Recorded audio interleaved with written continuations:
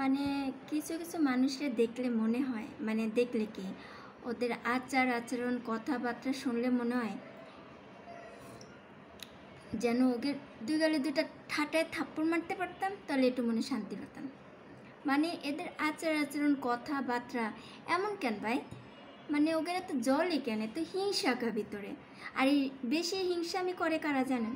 বেশি হিংসামিটা করে হচ্ছে যারা আত্মীয় স্বজন আছে না, রিলেটিভগুলোর মধ্যে কিছু বেখায় জানোয়ারগুলো, এগুলো প্রচণ্ড পরিমাণে হিংসুটে।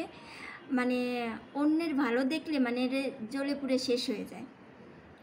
এরা বয়সে বড় হলেও মাঝে মধ্যে মনে কি এগুলো তো থাবড়াইতে পারতাম, তাহলে একটু শান্তি লাগতো।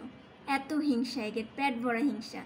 যেমন দাম নিবে তেমনি হিংসামি করবে, এমন একটা ভাব নেবে যেন কোথাকার কি হয়ে গেছে, মানে উপদেষ্টা বা কোনো রাষ্ট্রের সম্মানজনক কেউ হয়ে গেছে। মানে এদের আচার আচরণ দেখলে মানে আমার পা থেকে মাথা পর্যন্ত মানে কিলবিল কিলবিল করে, যে ওকে কখন যদি একটা থাপ্পড় দিতে পারতাম ভালো লাগতো।